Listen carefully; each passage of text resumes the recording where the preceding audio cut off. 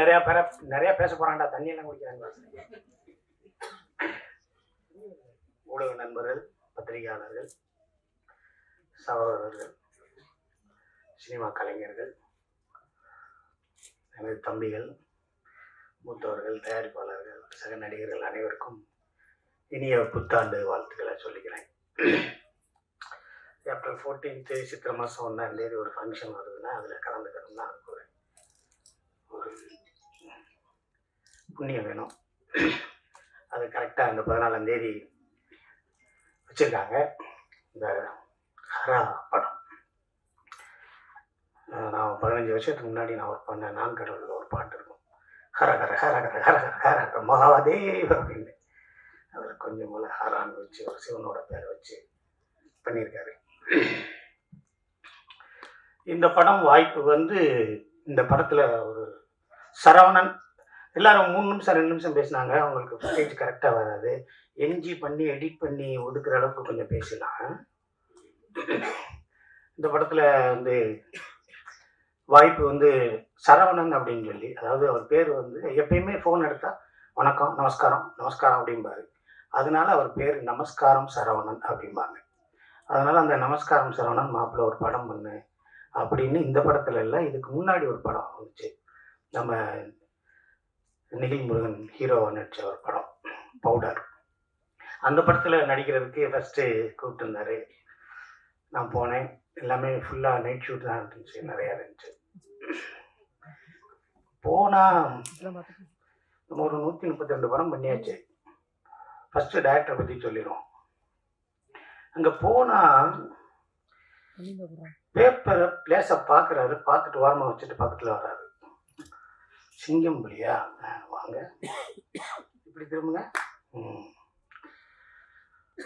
என்னடா வண்டி ஓட்டி வர்றீங்க, சரி அடுத்து ஒயிட் ஷர்ட்டில் இதை சொல்லுங்கண்ணே கரெக்டாக இருக்கும், மிட் ஷர்ட்டில் இதை சொல்லிட்டு அந்த பக்கம் போங்க, என்னன்னே தெரியாது, என்னடா இது அப்படின்பாரு. இல்லை இதில் வரல, ஒயிலில் எடுக்கலாம், அது அந்த கேமரா இருக்கு பாருங்க அப்படின்பாரு. எப்பயுமே செட்டில் ஒரு 3 கேமரா வச்சுருப்பாரு. அப்பயே பார்த்தேன் 3 கேமரா இருக்கும். நான் பார்த்த கேமரா மாதிரியே இருக்காது, வேற வேற கேமரா இருக்கும். இது டைட்டில் வந்துடும், இது ஒயிலில் வந்துடும், அதுவும் பாரு இதுவும் பாரு இதுவும் பாரு அப்படி எடுப்பாரு. நிறைய ஷாட்ஸ் எடுப்பாரு. அதான் விஜய்ஸ்ரீயோட மிகப்பெரிய ஒரு மரியாதையும் ஒரு துளி பக்தியும் இருக்கும். அதுக்கு அடுத்து அந்த படம் பவுடரில் வந்துருச்சு. அதுக்கப்புறம் அந்த படம் கமிட் பண்ணோம். இவர் சொல்லி நான் கும்பகோணத்துக்கு படத்துக்கு போனேன். அங்கே இவர் வர்றாரு, என்னோட அசிஸ்டண்ட் எடுக்கிறாங்க, நான் வர்றேனே நீங்கள் வாங்கினாரு. போனேன், ஒரு நாள் ஷூட் பண்ணேன். மறுநாள் காலையில் இடி போல ஒரு செய்தி, யாருக்கோ டெத்து விட்டு போயிட்டு இருக்கவர் டிரைவர் தூங்கிட்டாரு, ரோடுக்கு மேலே இடித்து ரோட்டை தாண்டி 4 உருண்டு எல்லா பேரும் பெரம்பலூர் மருத்துவமனையில் சீரியஸ் ஐசியூவில் இருக்காங்க அப்படின்னு காலையில் ஃபோன். அப்புறம் இன்னொரு ஃபோனு, சார் நீங்கள் கிளம்பிடுங்க அப்புறம் பண்ணிக்கலாம். அந்த மனுஷனுக்கு டைரக்டருக்கு ஒரு 30 ஆப்ரேஷன்.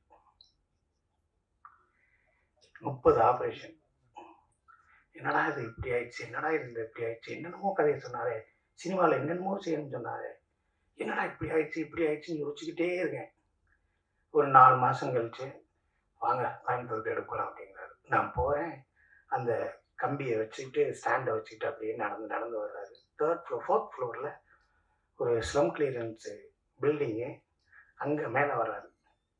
நான் சொன்னேன் கனெக்ஷன் போட்டு சிசிடிவி கீழே வைங்க, இங்கேருந்து ஆக்ஷன் கட் சொல்லுங்கள், close to tighter wide little back.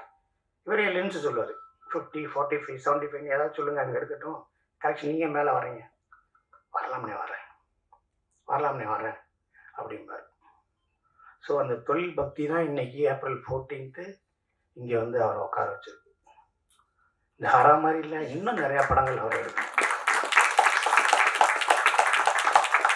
அவரை நம்பி ஏகப்பட்ட பேர் இருக்கும்.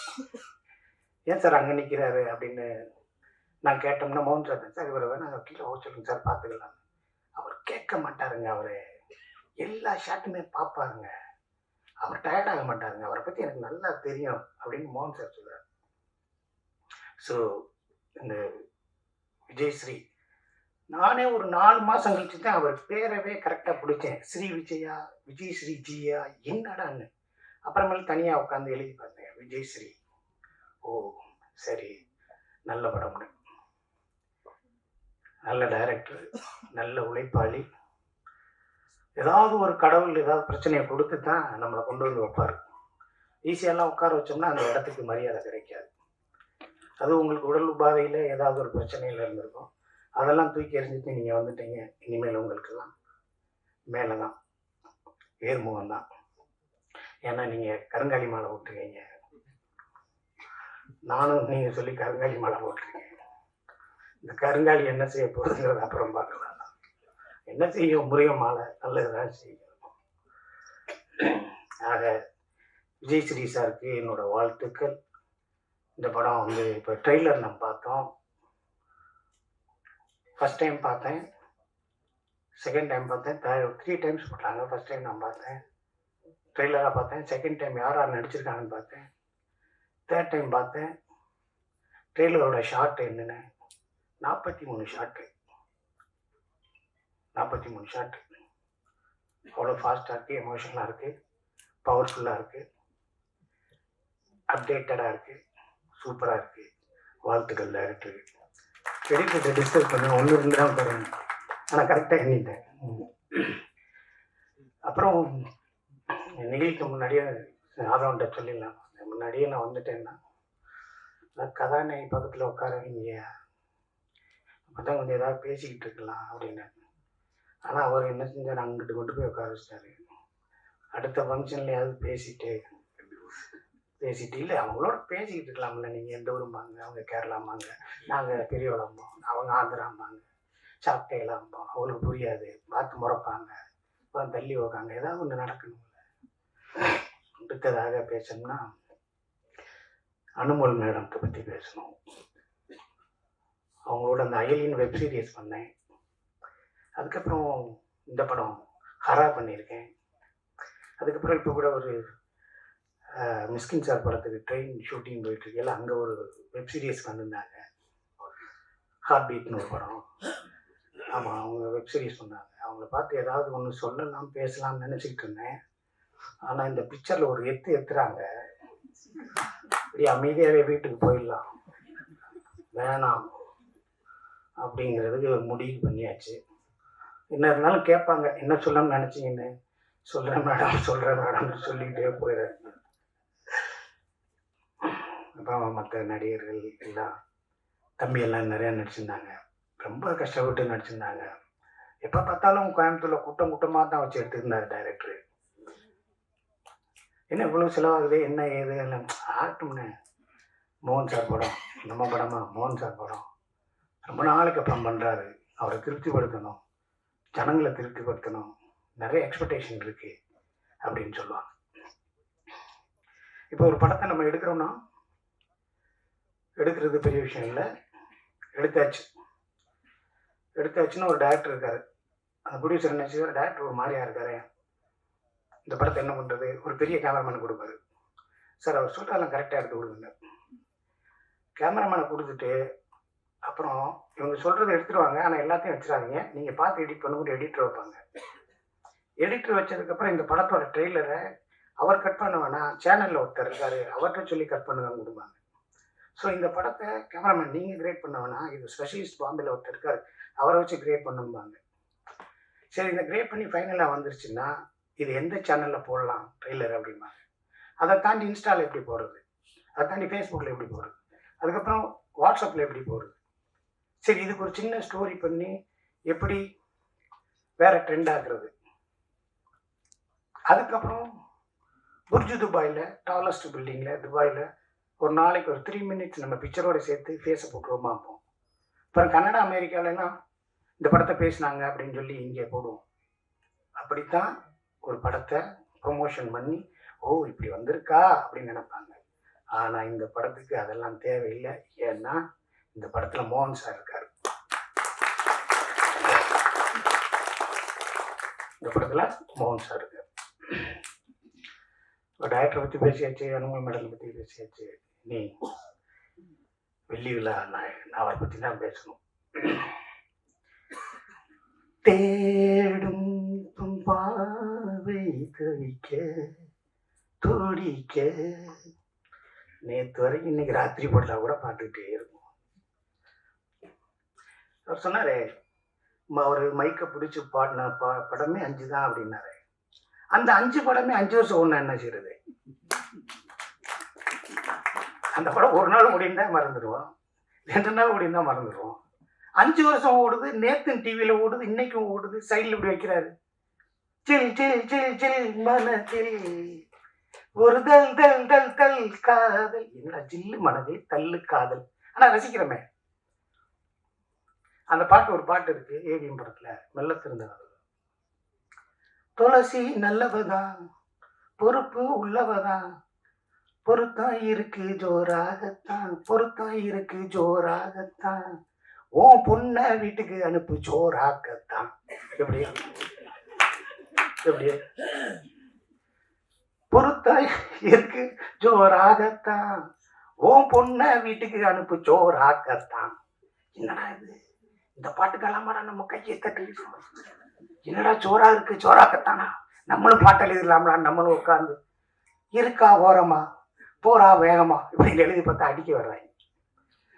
அது மணிவண்ணன் சார் மாவட்ட ஒர்க் பண்ணுறா இருக்கும்போதும் சரி, மனோபாலா சார் கூட சேர்ந்து நடிக்கும் போதும் சரி, நேற்று நான் கே ரங்கராஜ் சார் படம் கூட நான் பண்ணியிருக்கேன்.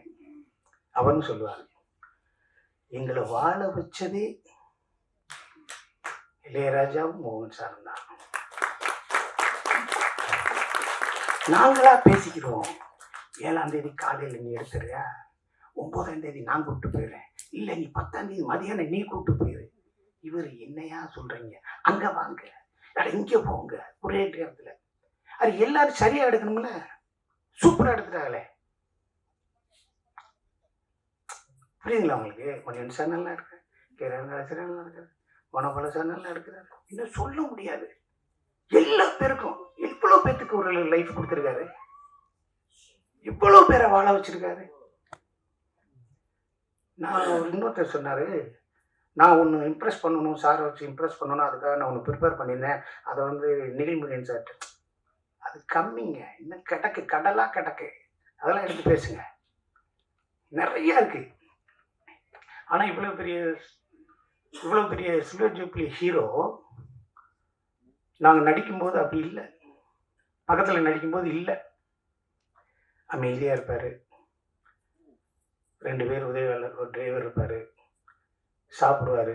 யார்ட்டையும் ஃபோன் பண்ணி கூட இந்த சாப்பாடு வேணும்னு கேட்க மாட்டார், எத்தனை மணிக்கு அனுப்புவீங்கன்னு கேட்க மாட்டார், ஓகேவா செக் பண்ணிக்கங்க நான் போகலாமான்னு கேட்பாரு, காலையில் எத்தனை மணிக்கு சொல்லுங்கள் நான் வர்றேன் பாரு. இவர் ரேஞ்சிலெல்லாம் நான் இருந்தேன்னா தவிக்க விட்டுருவேன், துடிக்க விட்டுருவேன், சித்திரவதை பண்ணியிருப்பேன். போன் எடுக்க மாட்டேன், பொய் சொல்லு. இப்போ கூட காலையில் டாக்டர் கேட்டார் வரீங்களா அண்ணன், போட்டேன் ஒரு பொய்யை, அண்ணன் ஸ்ரீபெரும்புதூர்னேன், அதே பொய்யை மெயின்டைன் பண்ண முடியல, அடுத்த தடவை ஃபோன் பண்ணல மேல்மருவத்தூர்னேன். என்னடா அது இவ்வளவு பொய் சொல்கிறாங்க. ஆனால் அவர் என்கிட்ட முதலே ஒன்று போட்டு வச்சுருந்தாரு, அண்ணே நான் உங்களை வச்சு பெருசாக ஒன்று அடுத்து பண்ண போகிறேன்னு. தவறி இருமேன்னு சொல்லி பதறி அடிச்சு இந்த காவேரி சீட்டு வேலையா வந்தேன் பாரு. எதுக்கு குளிக்க போறீங்களான்னு ஆதரவு கேட்டாப்புல, குளிக்க போறியா வேர்க்குதியா, இருந்தாலும் நீ மறந்துடுவான்னு சொல்லிட்டேன். ஆக இந்த படம் ஹரா இது ஒரு மிகப்பெரிய ஒரு மைல்கல்லான ஒரு படமாக இருக்கும். மோகன் சாருக்கு கண்ணை கொடுத்துருக்கீங்க. விஜய் சார் இசையில் மயங்காதவர்கள் யாருமே கிடையாது. அவர் இசையோட அந்த உருவமாகவே நம்மளுக்கு மோகன் சார் இருக்கட்டும். பெரிய இசையமைப்பாளர், பெரிய மியூசிக் இது பாடகர் எஸ்பி பாலசுப்ரமணியம் சார் அவர்கிட்ட ஒன்று சொல்லியிருக்காரு, அதை நான் கொஞ்சம் மாற்றி சொல்கிறேன். மாற்றி சொல்லலை, ஒரு பேரை சொல்லாமல் நான் சொல்கிறேன். யார் பாடினாலும் என் பாட்டு அவ்வளோ பெர்ஃபெக்டாக இருக்காதியா, உண்மையிலே நீ தான்ப்பா அப்படின்னு அவர்கிட்ட சொல்லியிருக்காரு. உண்மையிலே வேற யாரு பாடின நான்லாம் மேட்ச் பண்ணி பாடியிருக்கேன், என் வீட்டிலேயே பார்க்க மாட்டாங்க. நான் 3 பிள்ளைய லவ் பண்ணேன். 3 பிள்ளைய லவ் பண்றது காரணம் இவர் தான். முதல் பிள்ளை என் வீட்டில் கலர் டிவி இல்லைன்னு ஓடி போச்சு. உங்கள் வீட்டில் கலர் டிவி இல்லை, நான் எப்படி ஒன்று லவ் பண்ணுறேங்களா? இதோட மிகப்பெரிய காதலாக இருக்கும் போல இது ஏத்து ஜெயக்காளி மாதிரி பெருசாக வந்துடும் அப்படின்னா. அப்புறம் இன்னொரு பிள்ளை குட்டியாக இருக்கீங்க இல்லை, நான் 12க்கு மேலே வளர்ந்துருவேன் இல்லை. இப்போ நான் இப்போ 12 வந்துட்டேன் இல்லை, அடுத்த மாதம் வளர்ந்துருவோம். ஒரு சின்ன பிள்ளை சொல்லிச்சு, பல்லெல்லாம் உடஞ்சிருக்கு, கருப்பாக வேற இருந்துச்சு. அட முகரக்கட்டையில் எல்லாத்துக்கும் காரணம் இவர் தான்.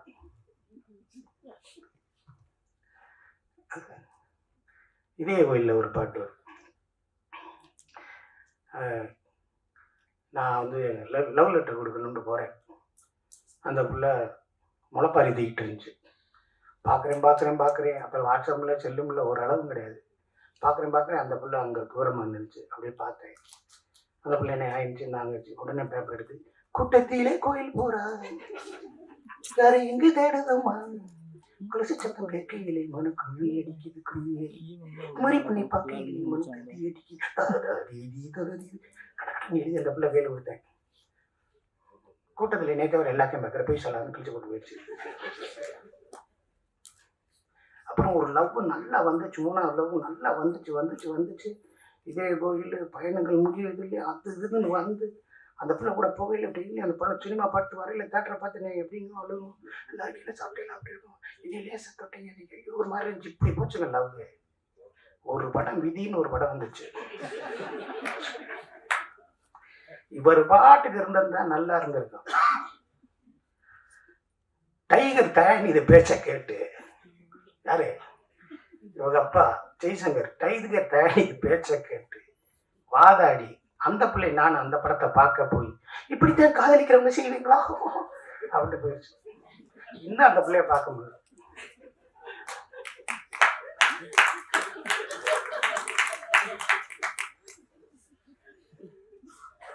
இன்னும் பார்க்க முடியல. சரி பரவாயில்ல, இருந்தாலும் நம்மளுக்கு அந்த உடம்புக்குள்ள ஒரு கெமிஸ்ட்ரி ஏற்படுத்தி அந்த வயசுல நம்மளும் காதலிச்சிருக்கோம்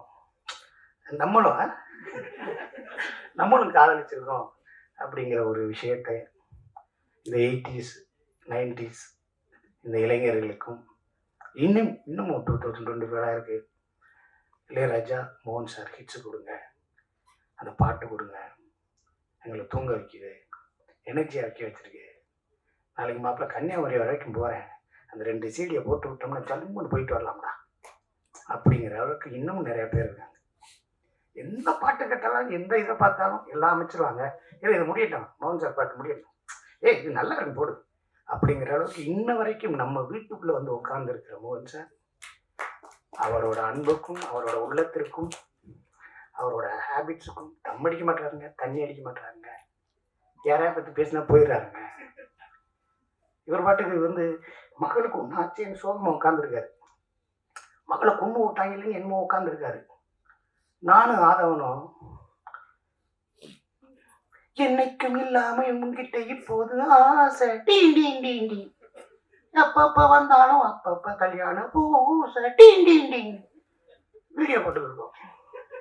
அப்படியே பாக்குறாரு, பார்த்துட்டு டைரக்டர் பாக்குறாரு, டைரக்டர் இன்னைக்கு சாயந்தரம் போயிடுவாங்க சார். முன்னாடி இவரை பார்த்து நாங்க டீ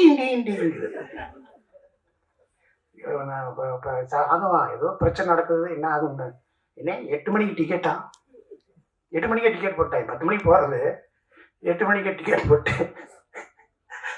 அது அவ்வளவு பேரையும் அரவணைச்சு அவ்வளவு பேரையும் அன்பு நேசிக்கும் எங்கள் மோகன் சார். இன்னும் அவரை பற்றி பேசினா நிறைய பேசிகிட்டே இருக்கலாம். அவர் அன்புக்கும் இப்போ விஜய் சாரை தாண்டி அடுத்து ரஜினி சார் வரைக்கும் போயிட்டாரு. இன்னும் நீங்கள் அமிதாப் பச்சன் சார், சாக்கி ஷெராஃபு, டாம்லி லீ ஜோன்ஸு, ஹரிசன் போர்டு அப்படி போகணும்னா உங்களை பார்த்து ரசித்த நாங்கள், இந்த உலகமுறை இருக்கும் தமிழர்களை நேசிக்கும் நீங்கள் என்றென்றும் சந்தோஷமாக அன்போடு உங்கள் இயல்போடு வாழ வேண்டும் என்று இந்த சபைக்கு கூறிக்கொண்டு வாய்ப்புக்கு நன்றி முடிவுரை சொல்ல மறந்துட்டேன். ப்ரொடியூசர் சார் காப்பி சொன்னேன்னு வரலையே அப்படின்பேன். அவர் வந்துடும் சார். என்ன சார் வரும், நேற்று இருந்து காப்பி கேட்டுக்கிறேன் தர மாட்டேறாங்க. என்ன ஜூஸ் கேட்டால் வந்துடலையே. அப்புறம் இவர் கொண்டு வருவார். ஏன் நீங்கள் கொண்டு வர்றீங்க? ஏதாவது செஞ்சாலும் செஞ்சுக்கிற வேண்டியதானே. ப்ரொடியூசரை பார்க்கணுமே சார். 7வது நாள் தான் சொல்கிறாரு நான் தான் ப்ரொடியூசர். அப்புறம் யோசிச்சு பார்த்தேன் ஏதாவது வஞ்சிருக்குமா திட்டிருக்குமா. அதெல்லாம் இல்லை. அவ்வளோ பேரையும் அன்பாக வச்சுருந்தாரு. மிகப்பெரிய ஹோட்டலில் தங்க வச்சுருந்தாரு. இந்த படம் எவ்வளோ செலவாயிருக்குன்னு என்னாலே சொல்ல முடியாது. ஒரு பிரம்மாண்ட படத்தை கொடுத்துருக்கார் தயாரிப்பாளருக்கு. என்றென்றும் நன்றி சொல்லிக்கிறேன். அடுத்த படத்தில் மறக்கப்படாருன்னு நினைக்கிறேன். நன்றி.